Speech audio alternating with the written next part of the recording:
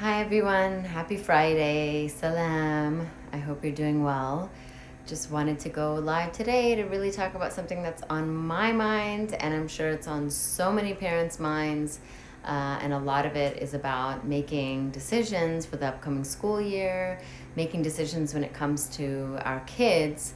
And so definitely wanted to come on here as, trying to be a support, for myself and for all of you, to really give you a place to express maybe some of your worries, some of your fears of the upcoming school year. And feel free to ask any questions or definitely write your concerns. Salam everyone, thank you for joining. So there's a lot of there's a lot of stress when it comes to making decisions. I know that my husband and I are really trying to make the best decisions for our children. I have two high schoolers, one in elementary school and then a preschooler. So it's really about, like, how do we make those best decisions for them? Is it about going with what their school decided, which is really like a hybrid kind of option, a very interesting hybrid option. So I don't know how comfortable I am with it. And then, just online, right, for their schooling. And then we kind of go back to being online like we did, from March onward. So a lot of it is about making decisions. And so what I wanted to ask all of you, and it's a question I really ask myself, is what really helps you to make those tough decisions? As parents, we have to make tough decisions, just as humans, actually. There's so many decisions that we have to make in our lives. But how do we really make those tough decisions? What do we do? Who do we turn to? What really grounds us in making decisions? I know for me, hello everyone, thanks for joining.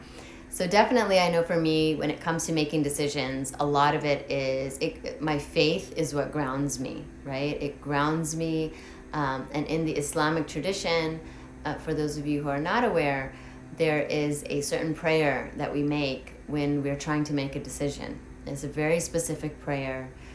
We make 2 units of the actual physical act of prayer, and then we raise our hands and we make this prayer, and we ask God to help us to make that best decision, right? We say, if this decision is best for us, then make it happen, open the doors to it, and make it a blessing, right? And if this decision is bad for us, then turn it away from us and replace it with something that's better for us. So I know for me as a Muslim, that really grounds me in helping me to make a decision. But it's still not so easy, right? Because a lot of times it's like, what are God's signs? What is that opening? What is he trying to tell me? And ultimately, it's making the decisions ourselves, because as human beings, we've been given that choice, and it really is our decision. And so a lot of it, I also reach out to, definitely my husband and I consult, number one. He's my biggest support. And also, family members, I'll turn to family members. I'll really ask, like, other moms, other parents, what they're doing. But ultimately, it's making the decision myself. And so what really helps me to make that decision? That's what I really want to ask all of you. And this way you can also reflect on, what helps you make those decisions, right? What grounds you in yourself? What helps you to make that decision? And there's so many different avenues, right? Again, it's reaching out to other people and asking them what they would do, asking for advice. A lot of times it's making a pros and cons list that can help to kind of put things down on paper, which I feel like I really need to do now that I'm saying it. Put everything down on paper and really see, like, what are the pros and cons? What are the different factors, right? Maybe there's something I'm not factoring in. Maybe there's something I'm not really thinking about. So a lot of times that can be something. So I'm reading the comments here. I really need some parental advice. This virtual learning is defeating me. Absolutely. Yeah, we're in this together. I want immediate and great British. Say, please, in which city more Muslims practice Islam? Okay, yeah. Thank you for joining and for giving your comments. Definitely, we all need that parent advice. But what I want to say most of all is to remember your humanness, right? is that we're not perfect and we're not expected to be perfect. So there's no way that we're going to make that perfect decision. We're going to make the decision that we feel is best for our children, and considering the current circumstances, which are really very difficult, very draining, and pretty much against us, right? So it's about making a decision and not looking back, continuing to move forward and acknowledging your humanness, and that maybe it won't necessarily be the best decision, but I'm making this decision based on the resources that I have around me, based on what I feel is best, based on the knowledge that I have right now. 5 years from now, will we look back and say, oh, I made the wrong decision? Perhaps. But I hope that we look back with eyes of compassion. And that's the biggest thing, is to look at yourself with a lens of compassion. Even now, we are in a pandemic. This 2020 looks completely different than we thought it was going to look.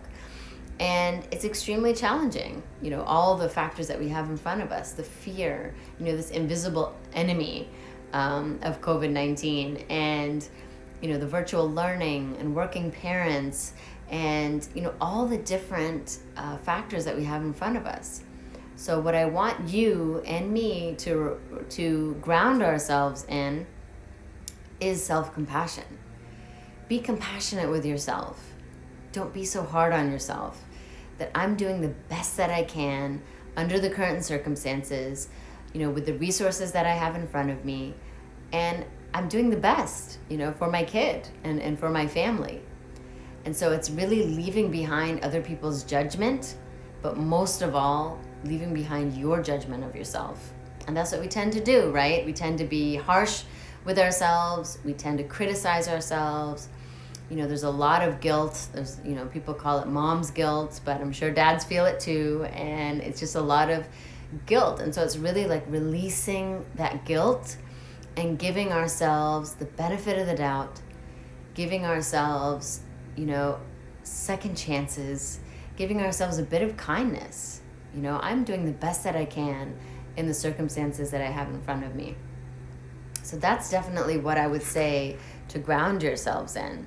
And if anybody has any comments or any questions whatsoever about parenting and about making decisions, feel free. I'm probably going to be on for another 10 minutes. So definitely ask. So in making those decisions, it is challenging. And I think I find it more challenging personally with teenagers, with 2 high schoolers, because they have a say, they have a voice. They have, what is it that I want to do? And, my high schoolers, they want to be with their friends. They want to, see them in person. And then also as a mental health professional, I know how detrimental it is, this isolation on our children, and really keeping them away from kids their age, keeping them away from that environment in which they are social. There's a lot of social, emotional learning that they're missing out on from not being in that environment. And so if they're not with kids their age and now they're at home only with their adults, it is definitely going to affect their development. It's going to affect their well-being in a lot of ways, like their social well-being and their confidence and their interacting with others. A lot of it, especially, definitely with the older kids, but younger kids as well, a lot of it they learn through modeling, right? They learn through watching. So they watch their peers, and they learn a lot from that on how to act and how to engage and how to behave. Now we're going to be having a lot of little kids who are speaking in adult language, or who are speaking inappropriately, or kind of like way out of their group level. So there's so many things that we have to factor in, but that's a huge concern of mine. Is I want my kids to be with other kids. I want them to be in an environment in which they can watch and learn and interact and engage with children their age. But of course, we all have that worry and that fear of the threat, the physical threat that's really out there. And so how do we kind of make this decision? There's always something that we're losing, no matter what decision that we make. And so I definitely want to read some of these comments or questions as well. How do we support an anxious child during this time? And that's a great question, because there's a lot of anxiety. There's a lot of anxiety, and I feel like therapy is absolutely necessary at this time, especially for our young ones. I have so many teens as my clients. My own teens have their own therapists, and even the younger kids. Definitely, I have a lot of younger kids as well as clients. So it's definitely important that we provide that support for them as parents. You know, we sit and we listen more instead of telling them more, instead of explaining to them more. A lot of it is listening, right? Like our presence is the most important thing. Really sitting there and saying, like, I'm here for you and I'm here to listen. You know, what are your fears about? What are you thinking? What's going on in your mind? I'm really here to listen. And providing that listening ear, providing that safe space for them is absolutely essential. And then really just reaching out for professional help, because as parents, especially if we're not mental health professionals, there's a lot of pieces that are missing, that we may not know how to help our children, especially if things are getting worse. You don't want to wait for things to get worse before you seek out for professional help, but if things are getting worse, absolutely reach out for help. It is definitely the time to reach out for professional help.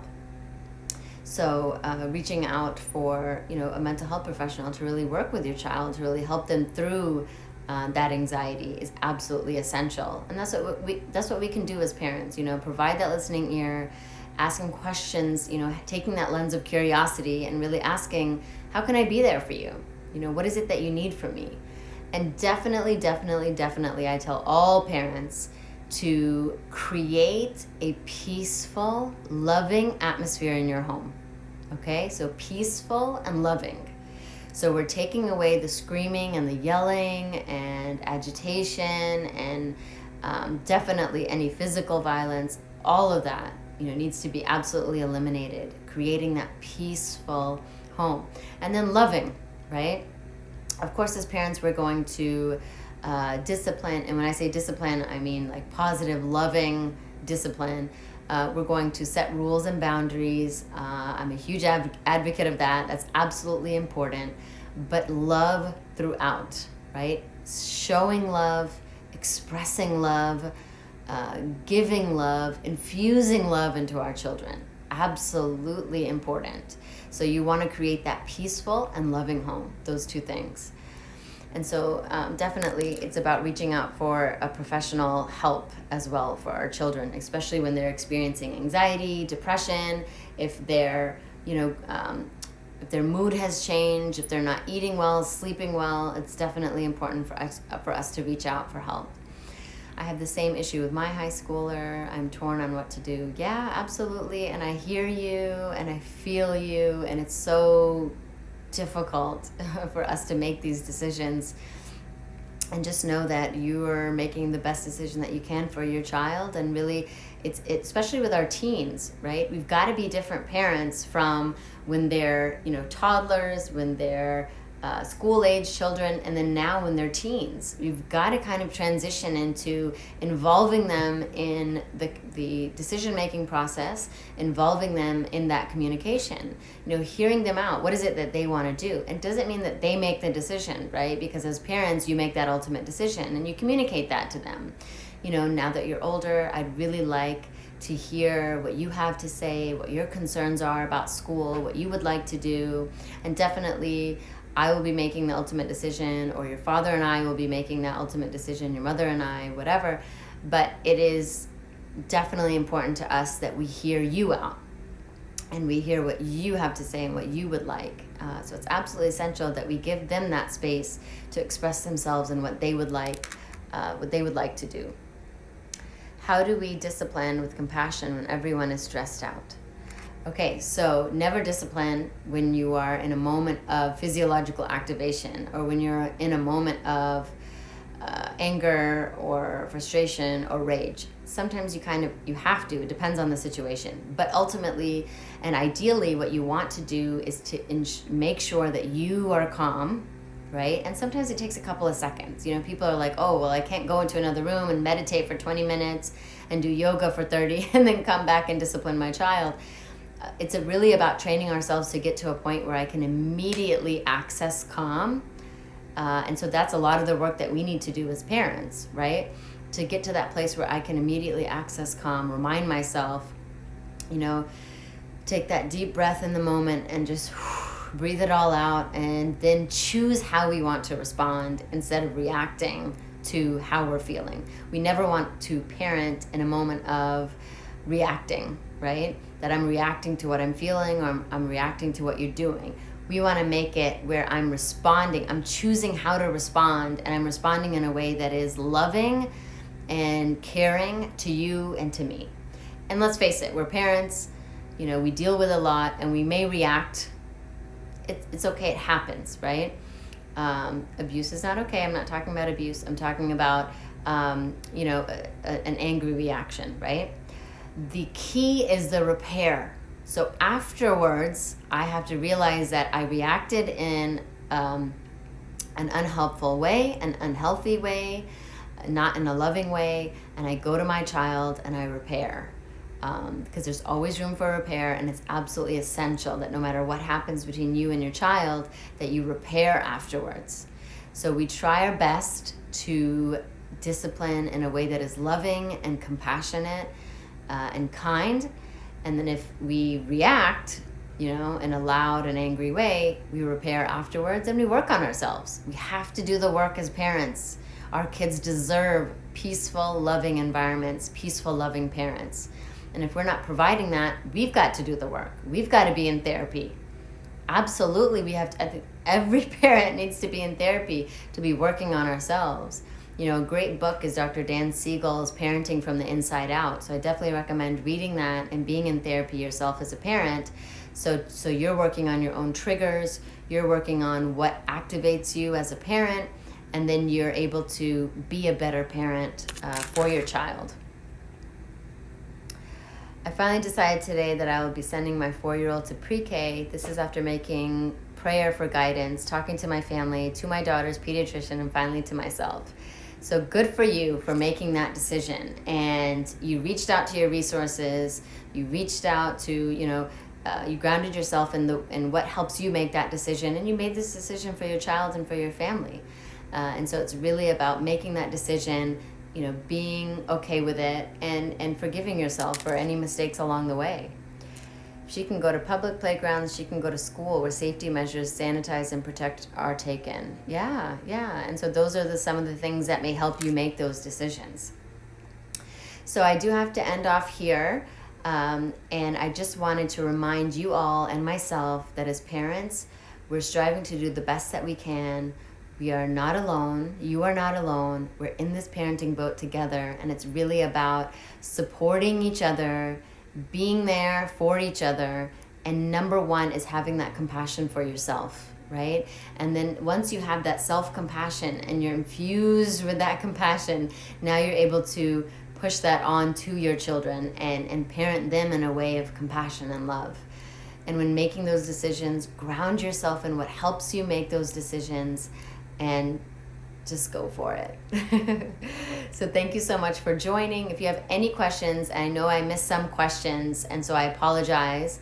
So please do reach out to me. You can DM me. You can contact me in any way. And for anybody who's looking for therapy in the state of New York, I do have some openings, so you can reach out to me for that.